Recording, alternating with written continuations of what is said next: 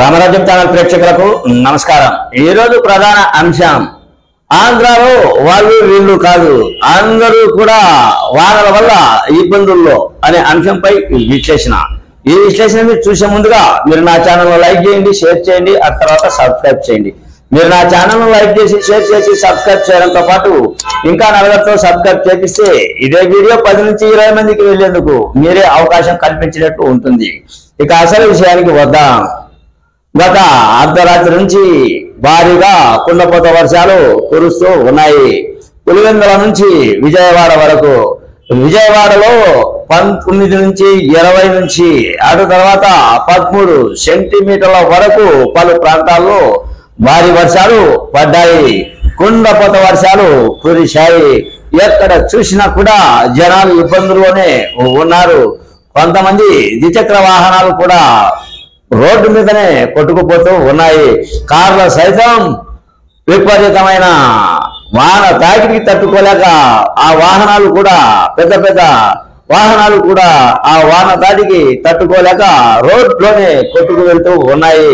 ఆ తర్వాత పోలీస్ స్టేషన్ల సైతం, ఆ తర్వాత ఇళ్ల సైతం మొత్తం అన్ని కూడా మునిగిపోతూ ఉన్నాయి।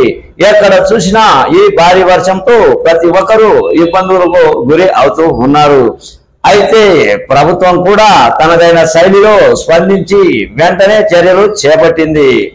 వాహనాలతో సైతం, అటు తర్వాత ఇతర రకాల జనాలతో సైతం హెచ్చరికలు కూడా జారీ చేసింది। సోషల్ మీడియాలో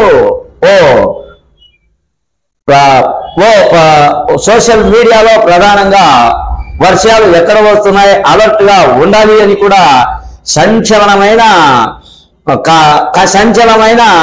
ఒక సందేశాన్ని ఇస్తూ ఉన్నాయి। వాళ్ళు వెంటనే అలర్ట్ అయ్యేదానికి ఇది పెద్ద ఒక అవకాశంగా కూడా చెప్పవచ్చు। ఇటువంటి విధంగా ఆంధ్రప్రదేశ్ ప్రభుత్వం కూడా చర్యలు చేపట్టడం గమనార్హం। ఏది ఏమైనప్పటికీ పులివెందుల నుంచి విజయవాడ ఆంధ్ర అంతా కూడా జనాలు వానల వల్ల వాళ్ళు వీళ్ళు కాదు అందరూ ఇబ్బందులకు గురి అవుతూ ఉన్నారు అనేదే నా ఈ చిన్న వీడియో। అన్యదా తప్పులు ఉంటే క్షమించగలరు। మీ సీనియర్ జర్నలిస్ట్ తేరంగల కృష్ణయ్య। నమస్తే।